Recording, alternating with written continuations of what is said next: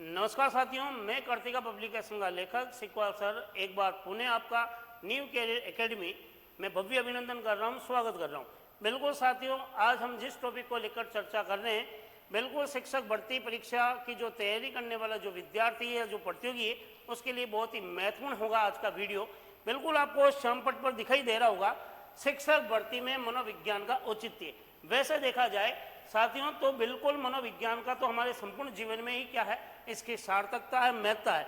लेकिन शिक्षक भर्ती परीक्षा की जो तैयारी करने वाले विद्यार्थी हैं, उसको कई बार मैंने इस तरह से उनके मुंह से ये सुना है कि सर हम अन्य विषयों की तैयारी अच्छे से कर लेते हैं, लेकिन जब शिक्षा मनोविज्ञान की बात आती है, या मैं यूँ कहूँ मनोविज्ञान की बात आती है, तब उनके सामने इस तरह की कठिनाइयाँ आ जाती है, क्योंकि वो मनोविज्ञान के प्रश्नों को उतनी आसानी से हल नहीं कर पाते जितने वो अन्य विषय के जो क्वेश्चन हैं या प्रश्न हैं उनको हल कर लेते हैं।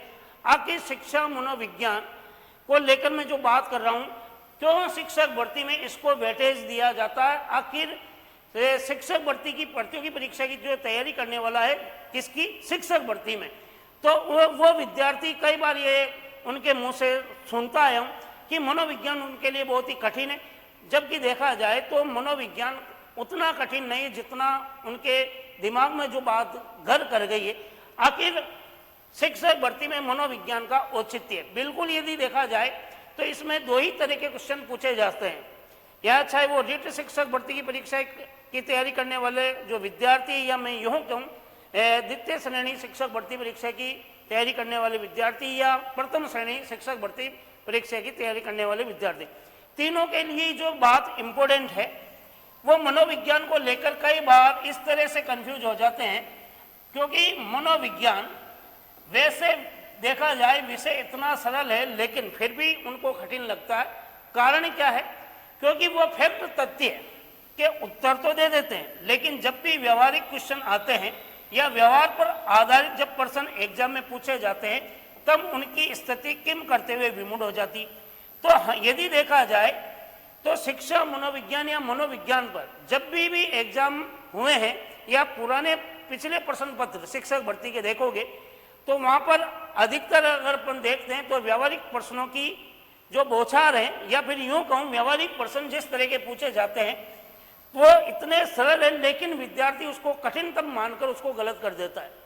आप ये सोचिएगा कि जो व्यवहार में अगर आप पर अप्लाई किया जाए, आप उसको कितने सकारात्मक दृष्टिकोण के साथ हल करते हो, तो बिल्कुल आप उस प्रश्न के उत्तर तक पहुंच जाओगे। तो शिक्षक भर्ती की तैयारी करने वाले जो विद्यार्थी है, उनको मनोविज्ञान का इतना औचित्य हो गया, क्योंकि वो व्यवहार पर आधारित क्या हो गया, क्वेश्चन पूछे गए।